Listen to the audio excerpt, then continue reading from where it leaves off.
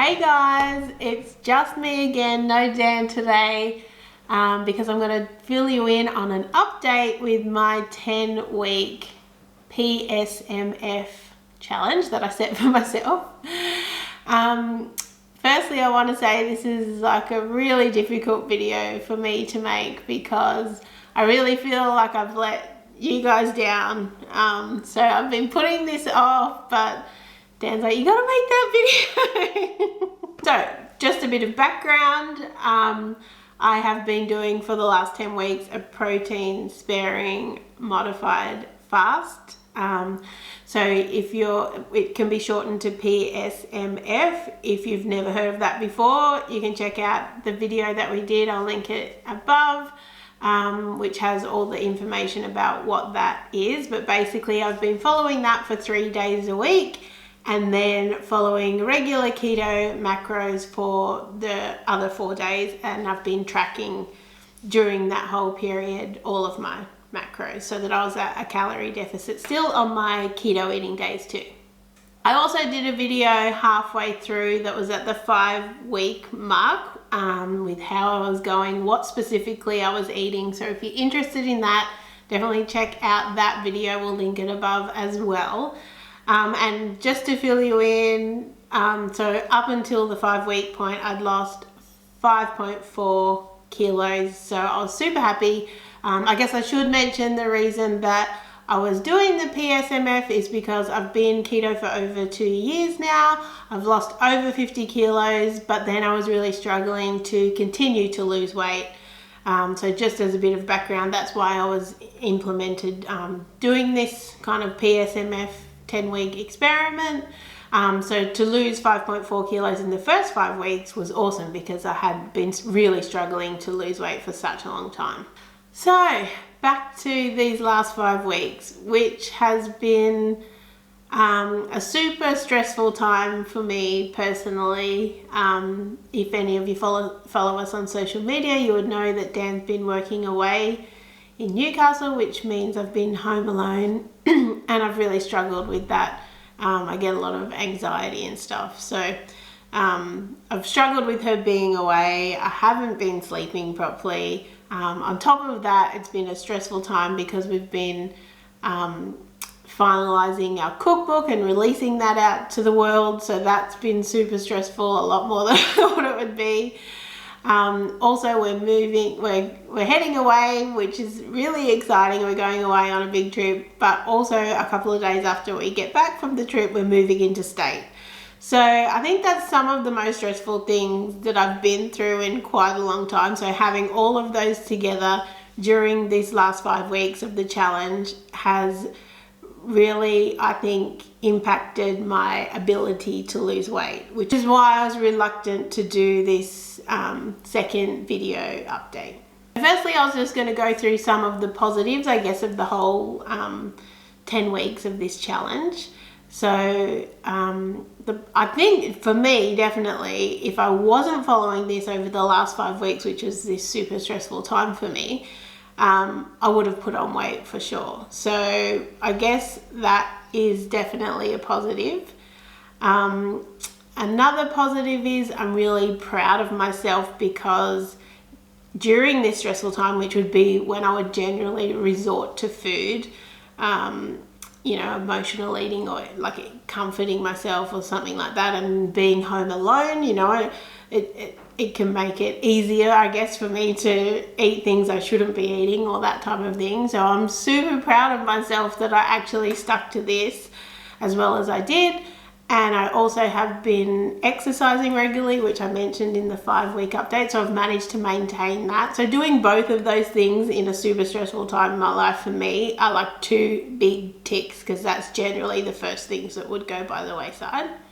Yeah, so doing all the tracking over the 10-week period has really increased my awareness of, I guess, the calories, fat, protein, everything in all different types of food. So as much as I had an awareness of it before, doing the tracking for 10 weeks, I feel like I really know by looking at a plate, I can kind of eyeball it a lot better now. So I think that's a really good skill to have, particularly now that we're going to be going away. for 6 weeks, which I certainly won't be tracking then, but just having that ability to kind of work things out, just to keep on top of things, I think will be really useful. Now with the negatives of the last 10 weeks, I guess doing the macro tracking so religiously all the time has led me to be eating to my macros rather than to be eating intuitively. So ideally, I would like to be able to eat when I'm hungry, not eat otherwise. In a perfect world, that sounds great and easy, but for me, it's not easy. And then when I have specific macros, I'm eating to those macros rather than eating if I'm hungry or not hungry. So I think that was a definite negative for me. But I guess if it helps me lose weight, then perhaps it's a short-term strategy to get to, a goal. Another negative is just that constant restriction over the 10-week period, which definitely affects me mentally. I just become super aware of the things I can't have and that type of thing, which I don't like, that dieting mentality, which if I'm just doing kind of lazy-ish keto, I don't have that. So I guess having the specific macros, and it's particularly on the PSMF days, you're very restricted around what you could eat. That was a bit of a struggle for me over the long term. But I guess again, it's one of those things where it's like, you could do it for a short term with like a, leading towards a goal. Probably the biggest negative for me, and which is why I'm struggling so much to make this video, is because weighing in every week really just brought awareness to how, for me, my self-worth just gets defined by the scales. So even though I was doing so well with following PSMF, and I had, I've been exercising a lot more than I normally do and really trying to look after myself during my stressful time, as soon as I weighed on the scales and it didn't say what I wanted it to say, then my self-worth just plummeted. So weighing in regularly is something that I still struggle with a lot. And during the last 5 weeks, when I perhaps wasn't seeing on the scales what I wanted to see, that was probably my biggest struggle over the whole 10 weeks. So I guess to summarize it all, and probably what you're wanting to know, is how much weight did I end up losing over the 10 weeks? So as I said, in the first 5 weeks, I lost 5.4 kilos. And then in the remaining 5 weeks, I lost another kilo. So I lost 6.4 kilos over 10 weeks, which when I say it like that, actually that's a great outcome for me, because I have struggled to lose any weight at all, and I was just sort of going up and down in the same vicinity. So 6.4 kilos over 10 weeks is an awesome outcome for me. I guess 1 kilo in 4 weeks was super challenging though, because the scales were going up and down in that time. But I know for me that was impacted by stress and lack of sleep. So I just need to accept that was like a super difficult time for me and move on with my life now. I guess, would I do this again? Yeah, I think I definitely would do it again. I might not do it for 10 weeks at a time, but I think showing that I was able to lose some weight, it was, that's super beneficial. And when we get back from holidays, I might implement it again, or some sort of modified version, because I definitely think it's advantage. And if you're having a long plateau or a stall, I think it's definitely something to give a try.